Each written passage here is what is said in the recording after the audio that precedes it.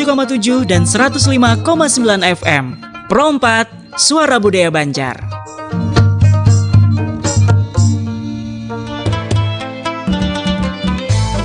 Jangan kada ingat, dangariakan tarus 87,7 dan 105,9 FM. Pro 4 Banjarmasin, Suara Budaya Banjar. Suara Budaya Banjar. Suara Budaya Banjar. Assalamualaikum warahmatullahi wabarakatuh para pendengar Pro 4 seluruhnya dimanapun bubuhan pian berada. Alhamdulillah pada pagi hari ini kembali berhadir bersama di Pandiran Baisukan edisi Sabtu 31 Mei 2025 yang mana mungkin ini menjadi Pandiran Baisukan edisi terakhir di bulan Mei 2025 dan sanak Pro 4 ya. Seperti biasa kita hadirkan komunitas Palalah yang juga sudah berhadir di studio dari Pro 4 Banjarmasin. Assalamualaikum warahmatullahi wabarakatuh. Waalaikumsalam warahmatullahi wabarakatuh. Nah, datang sudah bebuhan peguruan nah. Nah, apa kabarnya Jar? Alhamdulillah baik. Alhamdulillah baiklah. Baik-baik aja. Ini berarti nang hadir ada Erwin, lawan ada Arif lah. Iya benar. Iya kalau. Wah, ini judulnya masih sama dengan edisi minggu lalu hari ini pembahasannya. Perlawanan rakyat Kalimantan Selatan terhadap imperialisme dan kolonialisme part yang ketiga. Ujar tadi bertakun-takun sampai 10 part lah. Amunnya sampai. Amunnya sampai lah. Juara sampai aja deh. Tergantung situ aja lagi lah. Oke, dipersilakan ini untuk Bang Erwin dan Bang Arif untuk melanjutkan perlawanan rakyat Kalimantan Selatan terhadap imperialisme dan kolonialisme. Silakan. Nah tentunya kan kita ini kan munnya sudah berkisah imperialisme dan kolonialisme itu sudah kada asing lagi. Wah, iya. Mantap. Seberapa orang tahu? Oh, tahu sih dulu. Tahu tuh ibaratnya karena kenapa jadi kau dibilang orang tahu? Karena kaitannya itu pasti dengan semacam di orang tuh perlawanan ataupun peperangan yang terjadi pada masa lalu.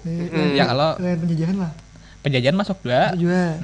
Karena kan konteksnya ini kan imperialisme dan kolonialisme itu kan semacam kayak imperial tuh kan semacam apa ya orang tuh suatu penguasaan wilayah kan ataupun kayak semacam sifatnya tuh merampas bisa juga hitungannya habis itu model kayak menguasai satu wilayah tapi kan itu masuk dalam artian kolonial. Nah pokoknya berhubungan dengan semacam perlawanan, penjajahan, penindasan. Nah, maunya nang kada baik berarti aja beratan nang kada baik berarti aja beratan itu. Nah, yang mana pulang di buku-buku dikisahkan. Ya kalau buku-buku ibaratnya buku-buku pelajaran Bang itu kan. Iya, bujur. Tapi ini buku sejarah rasa ulen sudah ngertaba lagi lah. Nah. Orang ngertapi tahu lagi dah nang kayak BPUPKI itu apa. Ya lo Raples tuh siapa, tanam paksa tuh nang kayak apa. Ya kayak ini nang kereta tabel jangan dibaca gitu. Tabel. Rasa beda gitu nah. Orang tidak tahu lagi sejarah Indonesia apalagi nang masa kolonial nih lah. Terlebih di Banjar pulang, bujur. Nah, jadi kan kisahnya nih komandannya kisahnya.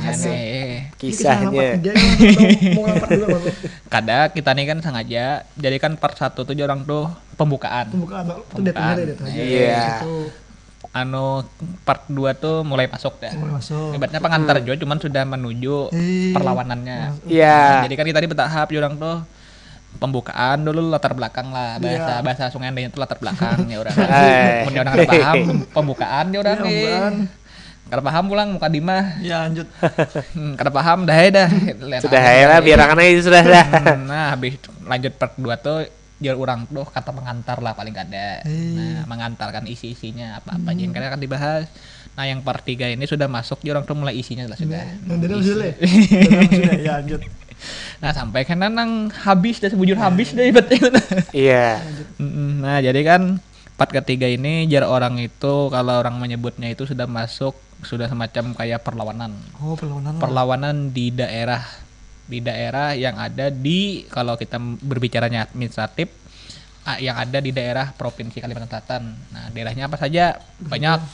Nah bahari kan para kolonial itu membaginya semacam per distrik. Nah, setiap distrik lah. Distrik atau jarang tuh wilayah-wilayah tertentu lah. Iya. Nah, tapi mereka itu nyebutnya distrik. Ada sebutannya kena distrik Amandit. Ya. Bujur. Distrik Muntai. Tabaniau, Amuntai misalnya nih. Nah, makanya kan banyak setiap kabupaten ataupun daerah tertentu itu memiliki semacam peninggalan.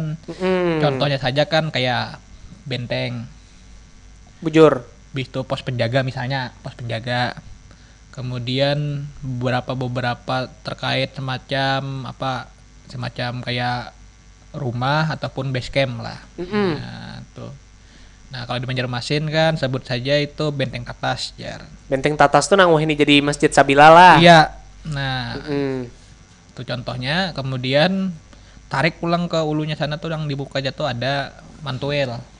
Pos penjaga Mantuel ya. Nah, di situ. Habis itu di Banjarmasin ini kebanyakan peninggalan yang berupa itu tuh hanya pertama kan Benteng Tatas, kemudian beberapa pusat-pusat perekonomian dan perdagangan. Contohnya semacam kayak pelabuhan lah. Nah, tapi karena konteksnya kita ini semacam perlawanan ya. Nah, jadi kan singkatnya tuh kan ibaratnya kalau di Banjar ini pernah beberapa pasukan orang Banjar itu menyerang Tatas. Karena pusat pemerintah kolonial Belanda saat itu di sini di Banjar. Nah, jadi sisanya ini kan semacam kayak sayap lah jarang tuh kalau kita berperang tuh sayap. Iya. Beberapa semacam kayak daerah-daerah tertentu untuk memperluas pusat ataupun pengawasan Belanda itu sendiri. Iya. Karena kan pada itu tuh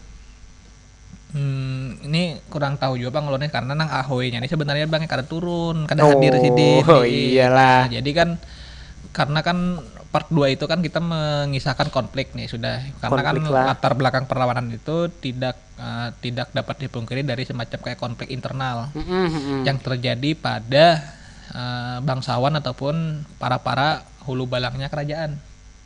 Hulu balang ini berarti kayak semacam apa ya? Abdi dalam lah. Abdi dalam bisa. Oh ya, oke. Karena ada konflik internal yang terjadi di kerajaan Banjar ataupun Kesultanan Banjar yang membuat semacam Belanda itu 4 campur. Nah, karena kan orang Banjar itu melihat orang Belanda nih. Ya. Pertama kan kada seagama. Maka disambatnya kafir misalnya nih. Iya. Nah, diskriminasi masih lah. Iya. Nah, kemudian karena Belanda ini juga orang Banjar itu tersiksa. Kisahnya. Karena kan semenjaknya datangnya Ikam nih, nah aku tertindas lah apa ini lah keluar ibaratnya kan.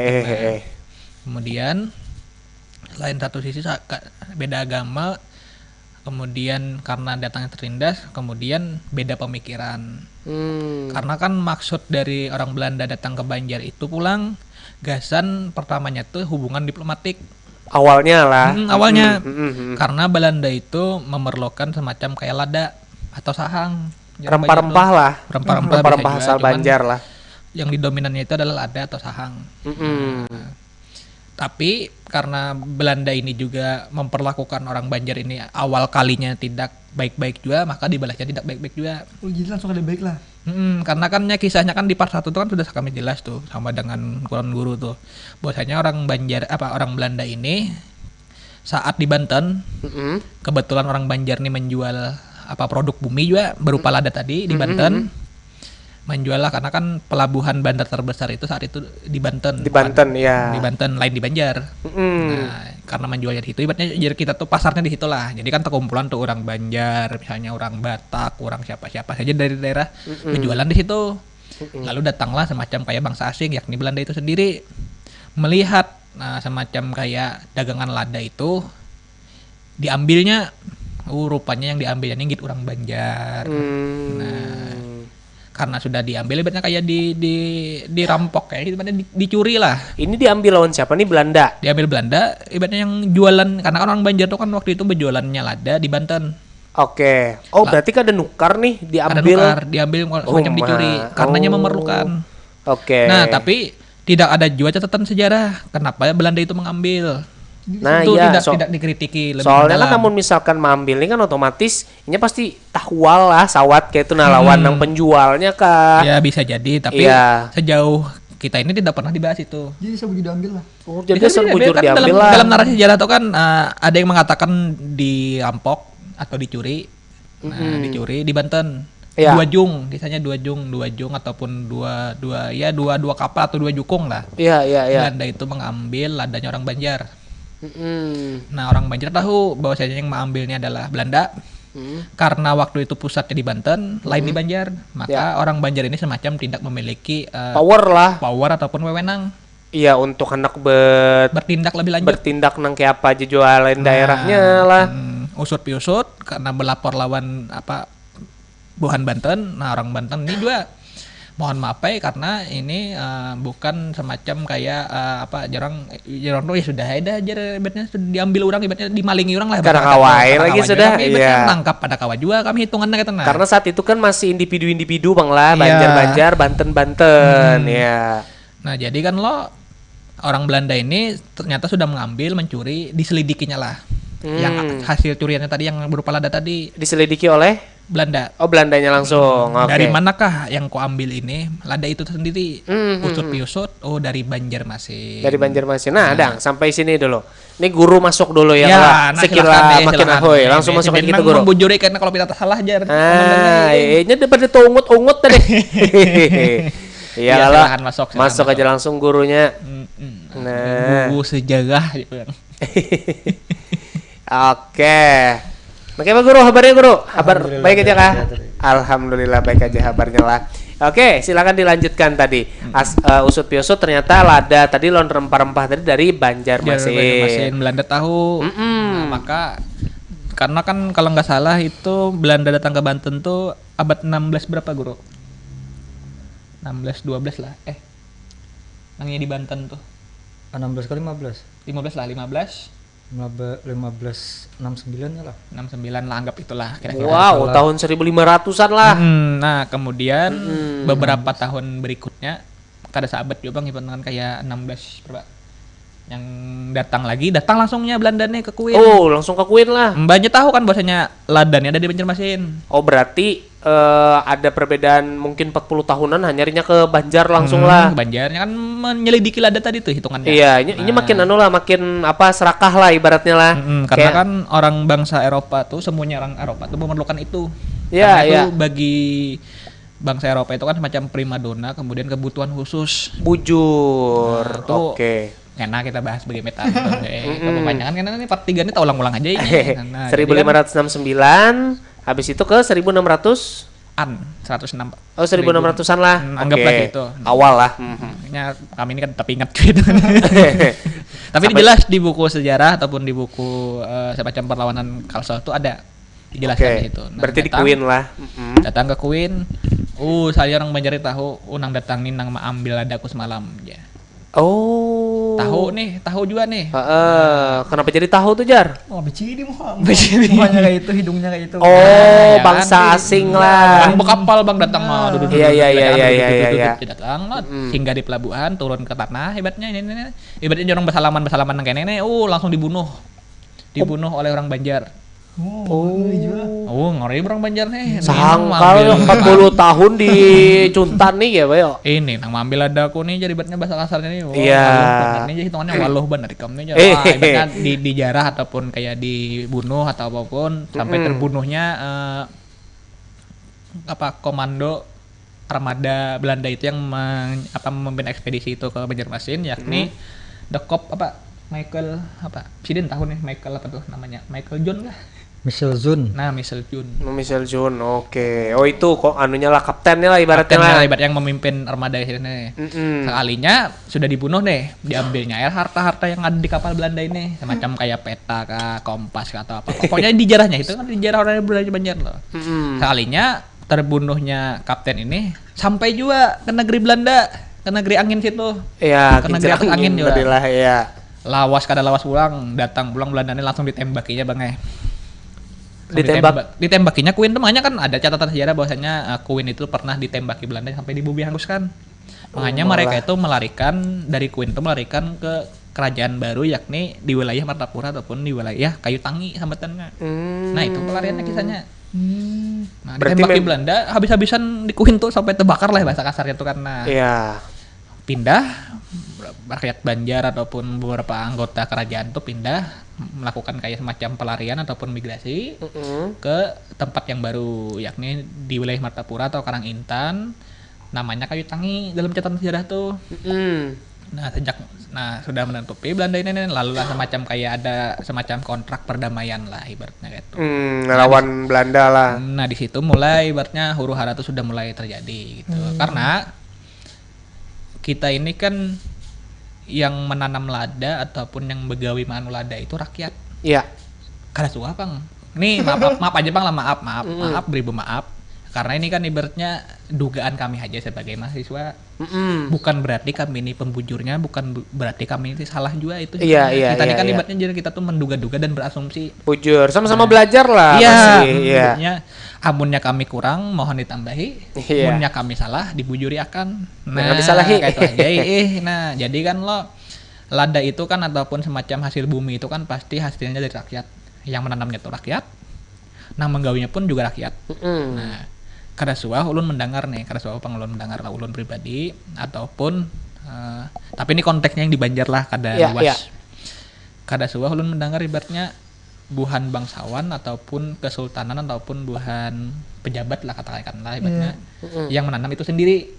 Nah, ambil ibaratnya becangkulnya serongan, hitungannya habis itunya merawatnya ini serongan. Pun misalnya ada kenapa kada tertulis di sejarah misalnya itu hanya hipotesis bukan kami aja. Kada bukan kami, ibaratnya saya pribadi aja lah hitungannya. Iya. Nah singkat itu kan karena semacam huru haranya tuh mulai rame, ibaratnya kan Belanda ibaratnya kawa umpat campur tangan di pemerintahan.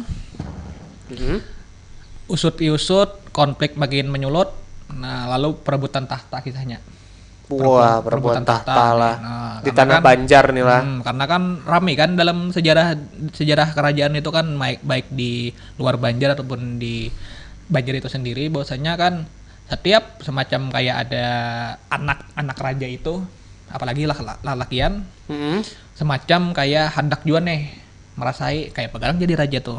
Oh iya. Nah, sebuting didukung paman ini, sebuting didukung kemanakan ini, didukung ini lalu berseteru.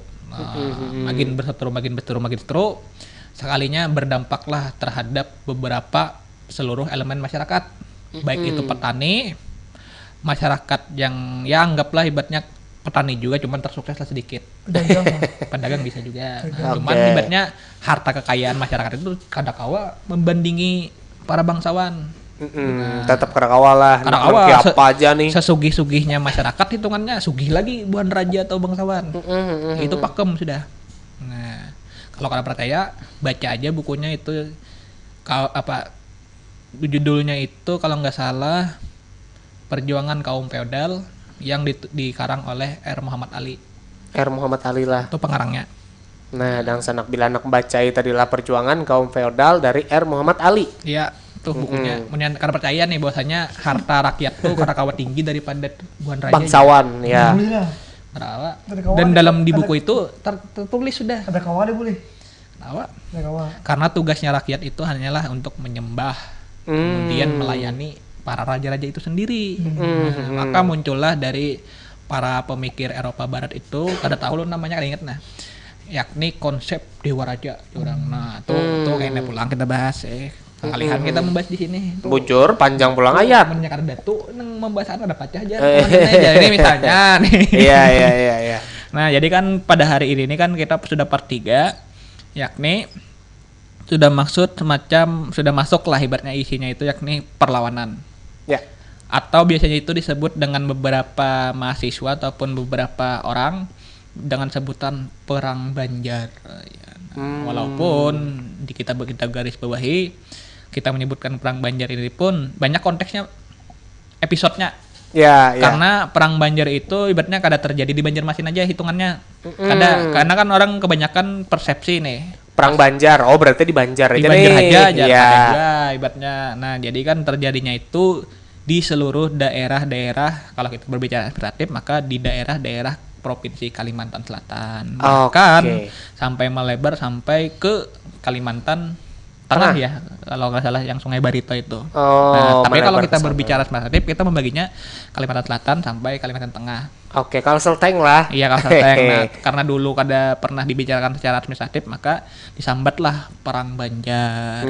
Iya karena daerahnya belum terbagi nang kiapa-kiapa lah. Iya, belum ada juga Kalteng lah Iya saat itu belum, lah, belum. bujur. Zaman nang bahula nang gitu. Masih kehidupan bebuhan Dewa Raja tadi. Iya, konsepnya Oke. masih mata itu. Nah, Dangsana Probat, ini mungkin guru lah ya, kita jeda dulu ya kalau Oh, iya, karena iya, kita iya. sudah masuk ke perang Banjarnya nih. Nah, menarik nih kesan dibahas habis nih. Iya. Jadi jangan kemana-mana, kesan buan pian beratan tetap bersama di Perompat FM Suara Budaya Banjar.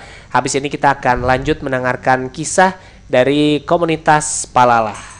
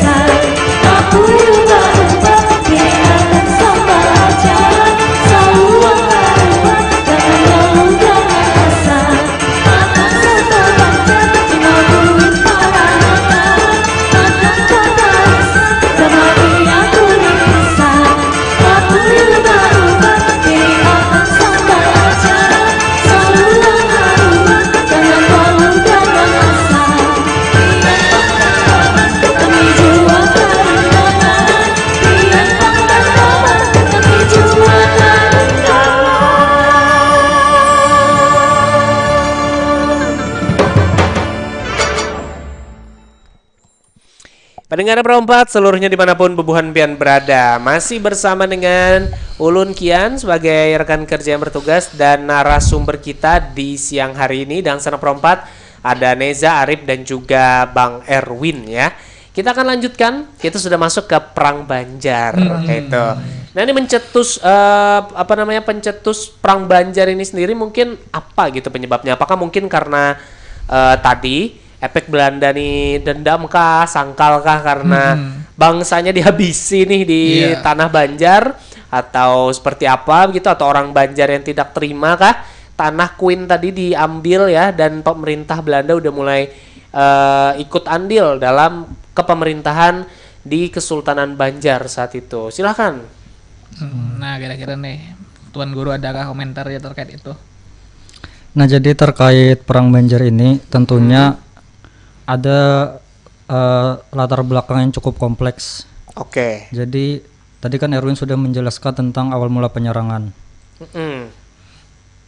Nah, sebelum terjadinya Perang Banjar itu ada keresahan sosial yang terjadi di wilayah Kalimantan Selatan. Nah, di mana pada waktu itu kan yang berkuasa itu masih adalah Tamjidillah. Tamjidillah ini masih keturunan dari Pangeran Nata Alam kalau ada salah. Nah, jadi Pangeran Tamjidillah ini pada masanya itu Belanda sudah mempunyai pengaruh di Kerajaan Banjar. Oke. Nah, selain itu juga dari pihak Tamjidillah itu sendiri itu sempat menerapkan pajak yang cukup memberatkan rakyat pada waktu itu.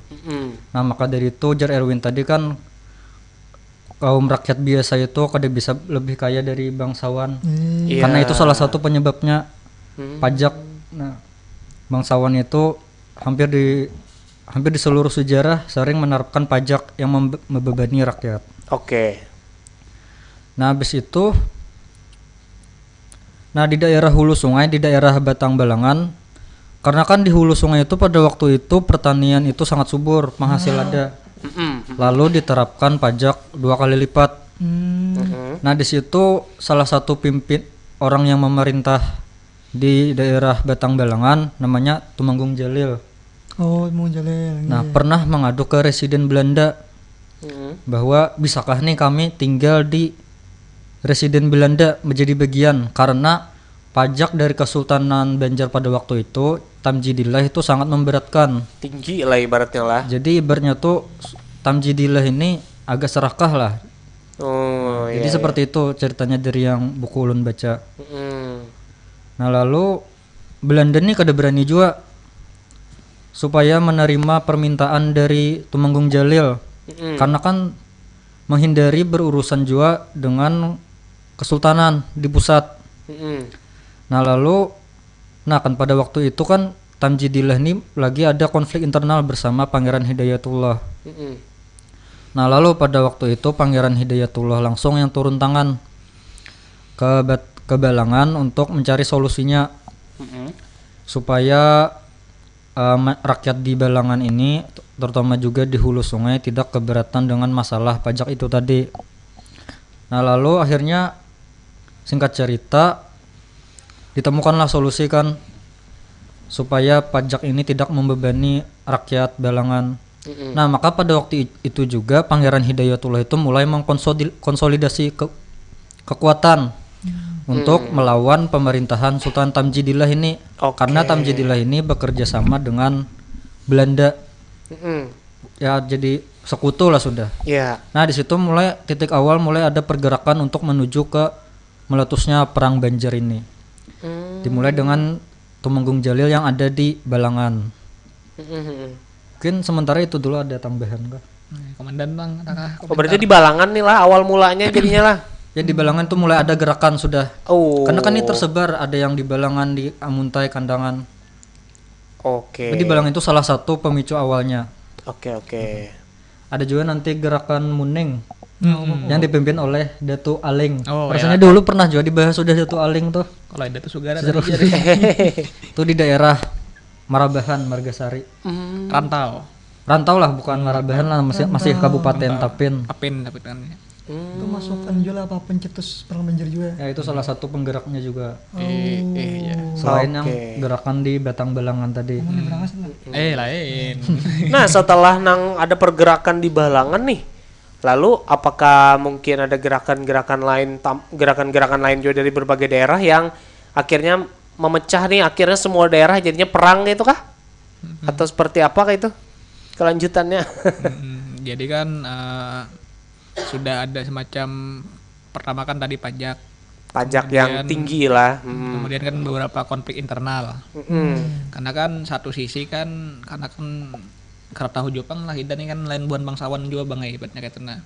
Tapi dalam beberapa literatur sejarah itu kan dikatakan selalu ada perebutan tahta lah ibaratnya tenang. Iya. Jadi kan untuk merebut tahta itu perlulah semacam kayak penyongkong ataupun membackup orang tuh, ada backingan lah hitungan pendukung, penyongkongnya siapa. Nah kebetulan kan karena itu tuh dalam tokoh sejarah itu kan waktu abad itu tuh ada dua, Iya.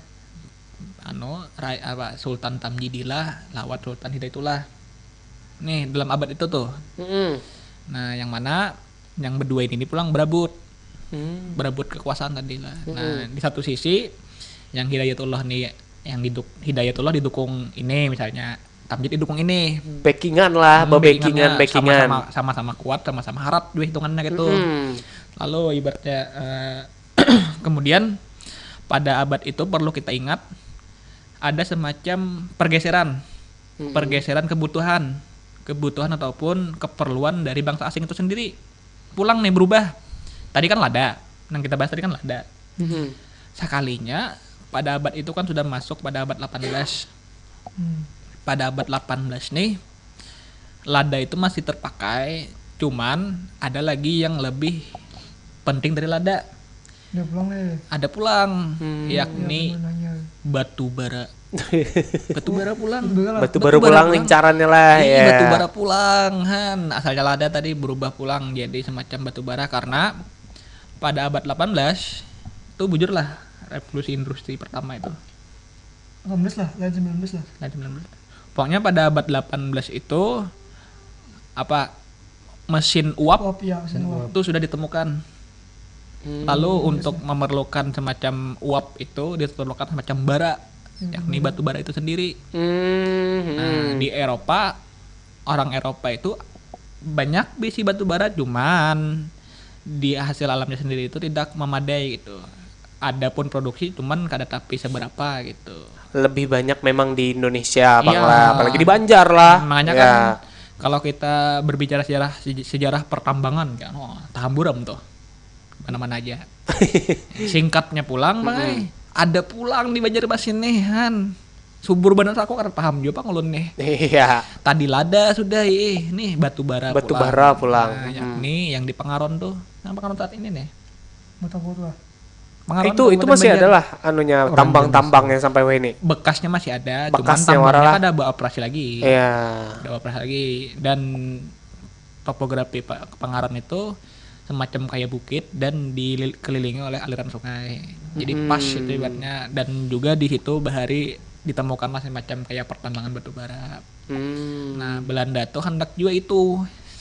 Oh. Tadi sudah hendak lada, hendak itu pulang. Anak mengacak nang lain pulang nih. Iya, bahasa kasarnya kan gitu nah. Serakah Bang lah. Mbah, sudah dibari aja orang lada gini hendak nang itu pulang, orang ibu pilih banget hitungannya itu nah. Iya, ibarat ayam diberi paha bawah anak dada ya. Iya. Nah, jadi kan kebetulan pulang nih dalam kisah sejarah nih kan. Nah, saya ini kan selalu menyambat dalam kisah sejarah dasar bujur ada. Iya, dasar kisahnya memang Kisahnya ada gitu. ya. Nah, cuman pulang mendidik kritis nih. Bujur apa adanya. Nah, tuh masing-masing dia lagi. Iya, Bujur bujur. kan kisahnya. Nah, pribadi lagi nah mengkritik masing-masing. Iya, Berarti iya. kami ini kan hanya menyampaikan bagi yang kada tahu untuk supaya tahu. Bujur kisah-kisah yang sudah pernah Buan Pian baca, dan itu pun sumbernya dari buku lah. Dari buku kada ada ibaratnya kada ada mahayal juga. Iya. Palingan mahayalnya sedikit, benar mah hipotesis lah. Iya, iya. Analisis sedikit-sedikit. Analisis sedikit. Sama nafsirakannya aja orang tuh leh. Iya, tafsiran ini kan boleh beda. Iya. Nah, tafsiran boleh beda, cuman Cantok sama lah. banyak ada juga ibaratnya karena menuntut orang pulang harus sama aja, kada unik pulang hitungannya. Nah, lanjut daripada itu diduga pulang nih. Kita nih duga-dugaan pulang nih. Dia pulang. Di Pengaron itu kisahnya nih. Iya. Olah walam bujur anak adanya itu tuh jar kena atau tanahnya Apanes apa naga kali bener bacanya tuh nah. Apanes tanah dari Pangeran Antasari. Antasari. Okay. Nah Belanda hendak itu awas sih ini hendak lada hendak ini banyak hendak, mau benar banyak nih mau lah nih. ya. Karena sepihak, karena kan kisahnya tuh kan ya tadi konsep Dewa Raja tuh kan seluruh apa yang ada di bumi ini milik raja, kisahnya nih. Jadi kada ada lagi tuh pang nang kayak ibaratnya kita kada keturunan raja, ibaratnya kayak biasa aja, ibaratnya kata latar belakangnya tuh kada ada bisi tanah itu kan ya. Karena dalam konsep Dewa Raja tuh apapun seluruh yang ada di bumi dan yang dihasilkan bumi ini tuh milik raja. Gunung, lautan, tanah itu kan. Makanya cocok Sugih bar ceritanya lah, raja-raja ini lah. Bagi-bagi. Iya. Kalaupun rakyat mengelola nih, sebagian hasil tuh diserahkan juga ke raja. Iya, karena kan mengelola aja rakyat. apa nang ini tuh gasan raja. Persentasenya gini pun pasti banyak ke raja lah. Iya. 90% lah. Iya. 10% ke rakyat lagi, 95. Iya. Jadi orang jadi bahasa kami itu bagai kami ini karaknya aja lagi dapat. Iya, bejar. Nah, itu kan kisahnya tuh. Nah, jadi ya karena imperialisme tadi dan kolonialisme itu semacam kayak penindasan, kemudian penjajahan, pemaksaan ya orang. Nah, maka rakyat ini sepakat.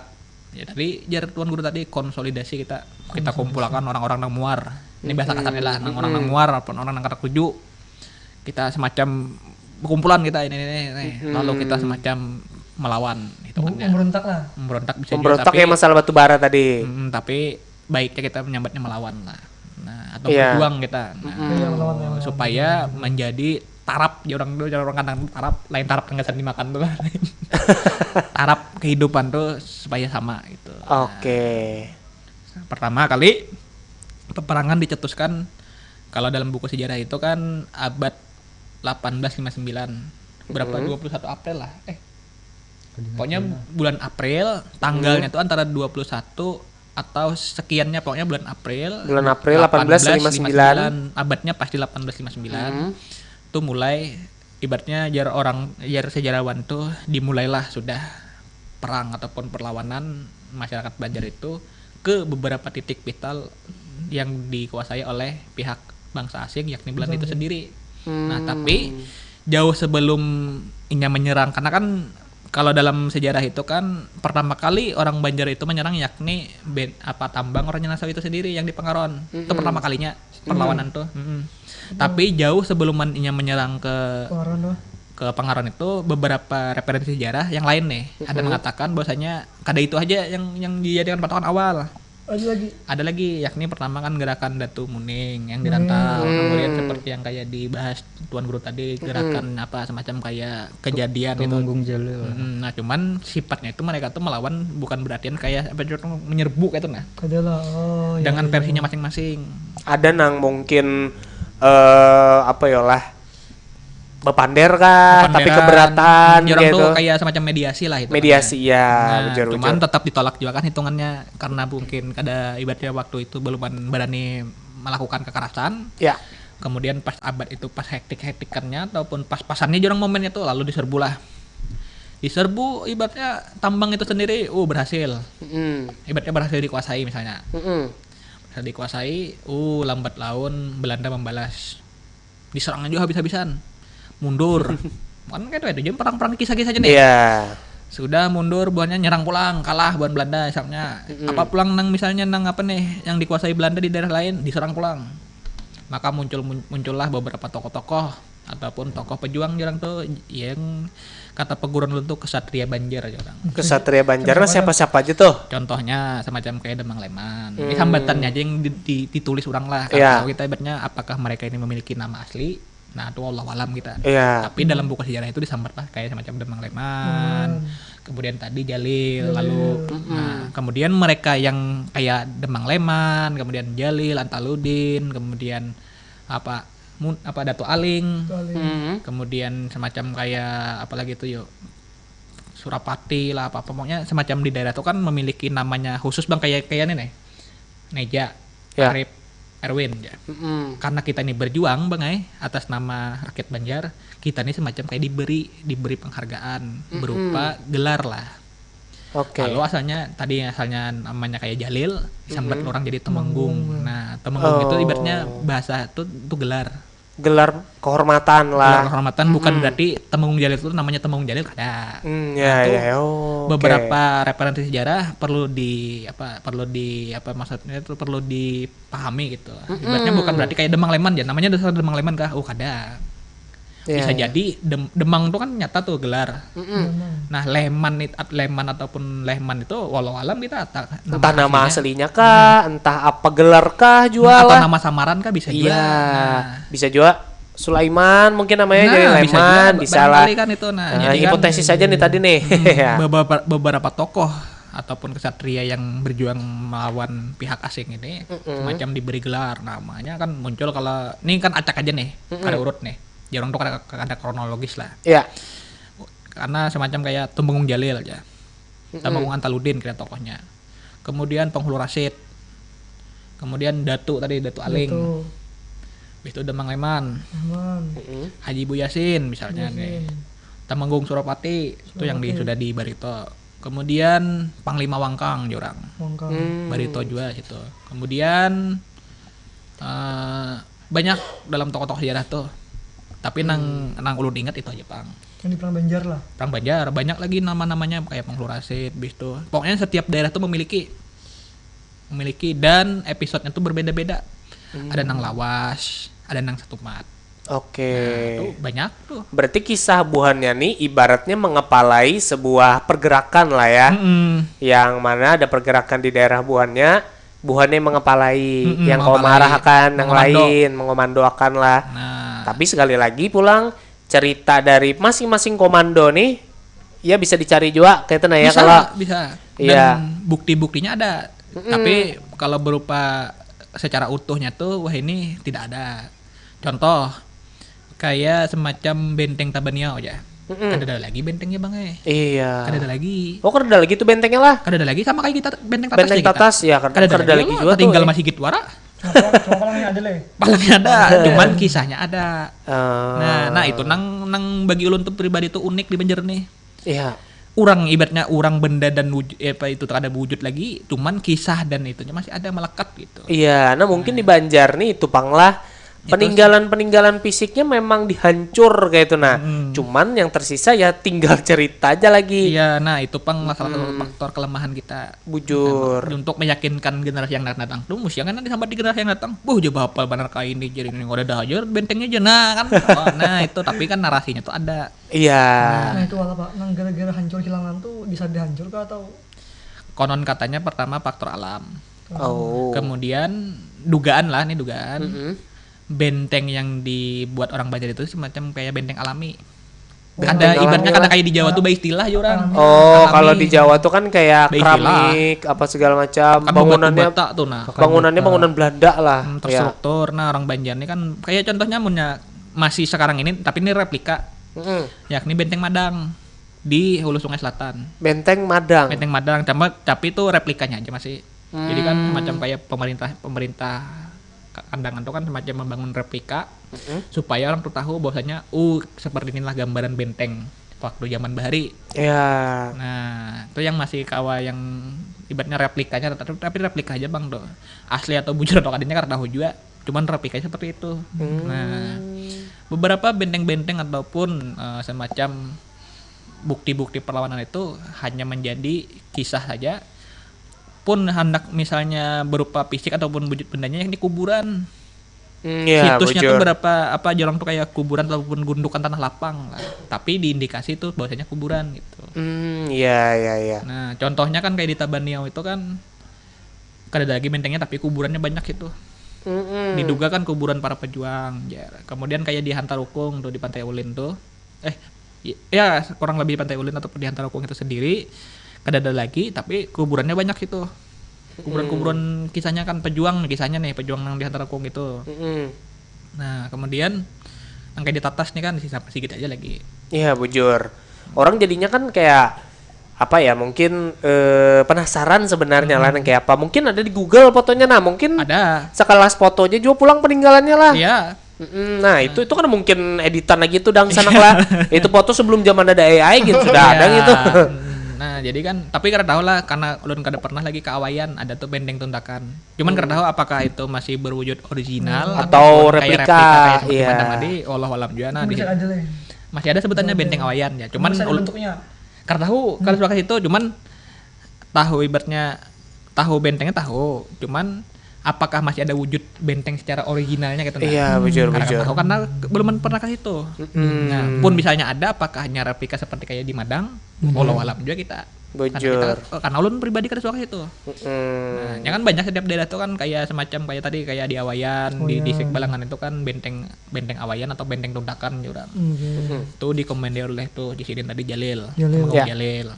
Kemudian di Hulu Sungai Selatan itu Antaludin tokohnya, Temanggung Antaludin. Makanya selamat datang di bumi Antaludin ya. Kemudian kita hendak masuk kandangan loh. Oh, ada tulisan itulah. Ada, saking menghormatinya kan itu. Nah. Iya.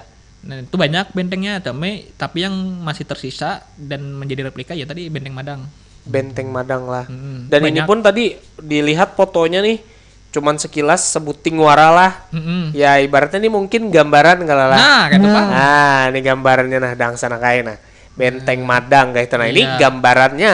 Gambaran. Makanya diulahnya satu wara lah. Satu arahan. Mungkin saking- dulu gonol nih bisa jadi. bentengnya, iya.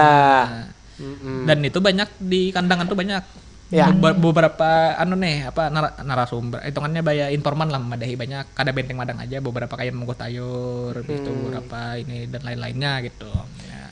Tapi karena dibuatnya berdasarkan benteng alam tapi ada juga semacam kayak benteng dasar bujur ulahan biistilah ada juga ada juga cuman Kada sekokoh nang di Jawa kayaknya lah. iya Kada tidak- sekompleks yang di Jawa nih.